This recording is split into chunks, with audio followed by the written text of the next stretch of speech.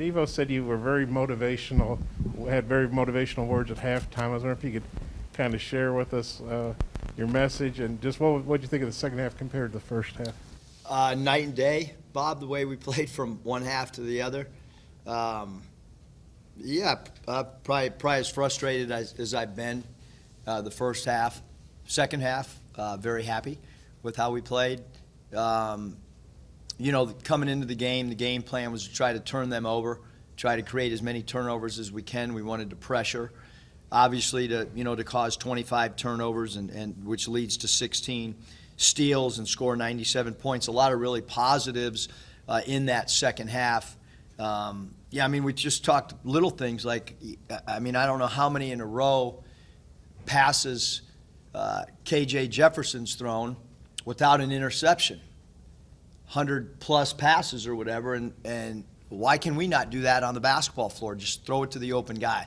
I thought we tried to make way too many home run plays in the first half, and I thought we settled down in the second half. And, we end up with 22 assists to 12 turnovers, which is a good ratio.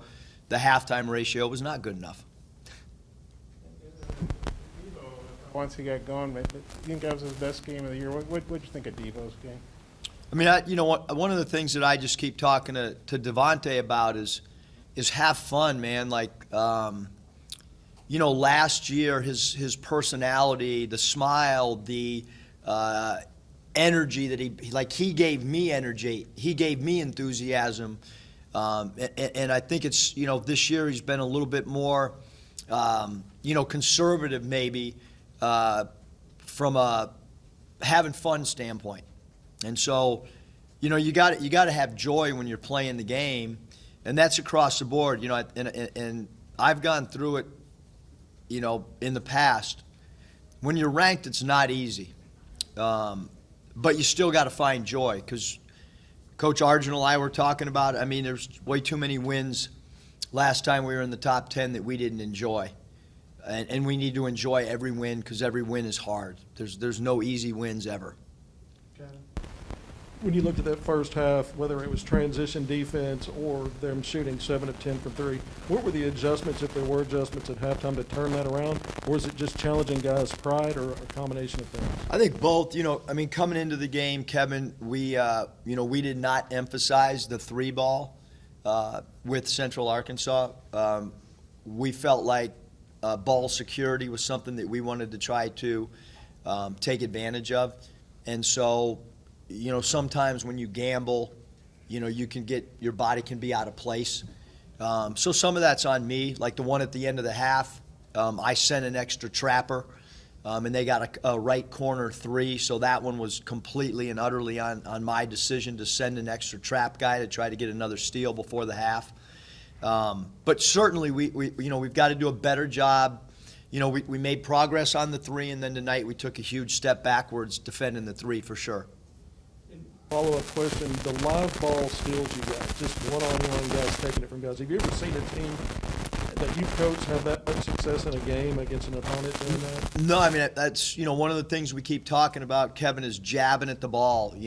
Don't we call it fly an airplane. Don't have your hands out like this. This does nothing. When you rush a quarterback in football, you don't rush with your arms out here. You got your arms moving and active, and so that's kind of what we want to do. We want to have as active hands as we can. And I thought tonight, we did have great active hands, although, we've got to, like you mentioned, we got to do a better job contesting threes where our arm's about to pop out of our socket.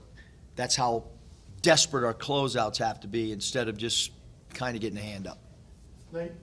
I guess was the first half free throw shooting just kind of symptomatic of the first half in general, or what's that, Nate? First half free throw shooting was it just kind of going with just the general flow of the first half of the struggles y'all had? Yeah, we just didn't play that well. A lot of it I thought had to do with our abysmal free throw shooting. I don't have the stats in front of me in the first half, but I think if five of us went to the foul line, we could shoot the percentage we shot in the first half. Again, I don't have the numbers. I just know that 6 of 20. Huh? 6 of 20. 6 of 20. I think that all of us could. At least I know I could make more than 6 out of 20. And hopefully some of you can, and if you can't, probably don't want to cover basketball anymore. So hopefully you guys could make 6 out of 20 too. Also, just what opened things up for Stanley in the first half and for Adis in the second half? Well, we really needed to punch the ball inside in the mid-post to Stan, because he was providing high percentage shots, even the ones that didn't fall for him. He's really, really good in that mid-range because he can rise over people. And then at halftime, I told the DC, you got about a minute and a half. And, that's 90 seconds to play, because I didn't think he gave us much of anything in the first half.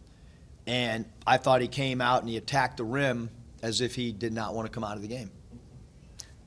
Coach, you mentioned the importance of guys playing their minutes when they got the opportunities. You were able to do a little bit more of that tonight. How did you feel that went, and maybe in particular Jackson Robinson?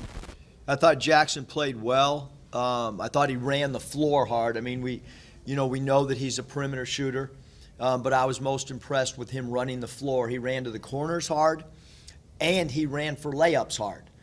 We have not had that out of our wings. I thought he ran harder than we've run all year at the wing spot, either to the corners with discipline or at the 45-degree angle for layups. So really happy with how he played. I thought he did what we wanted to schematically, defensively.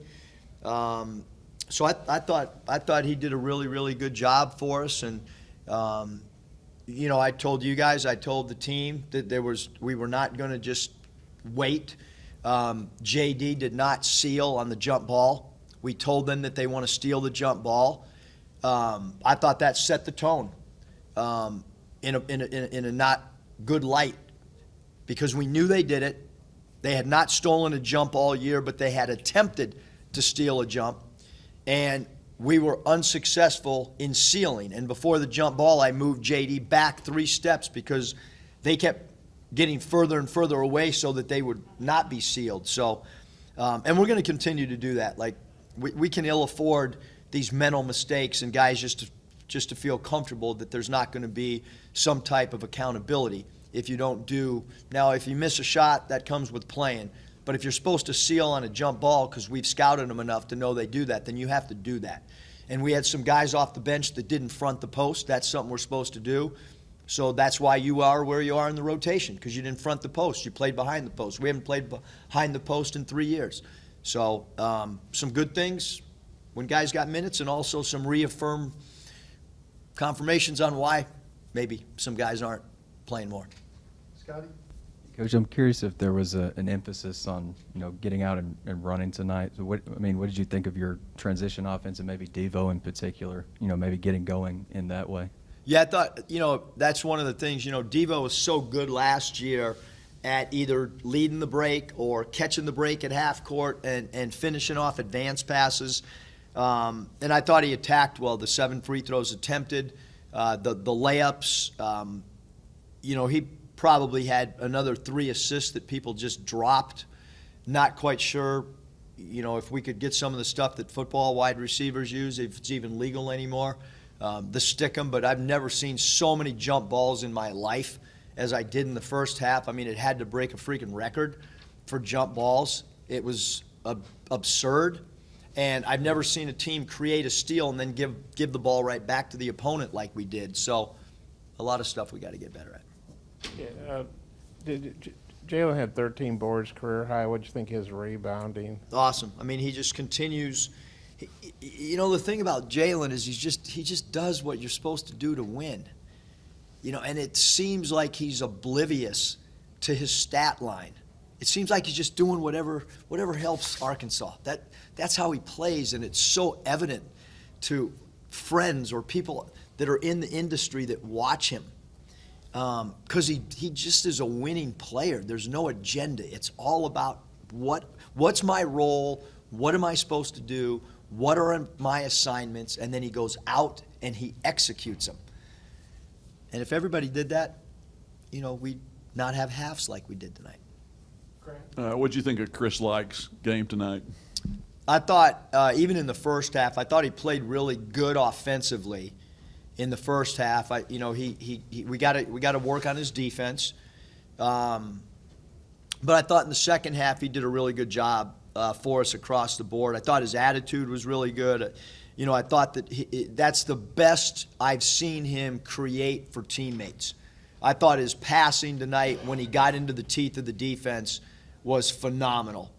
And quite frankly, when he's done at Arkansas, he's got to be a point guard. And so the vision and the extra passes are paramount to his success moving forward, both here and wherever he ends up. Thanks, Coach. Appreciate it.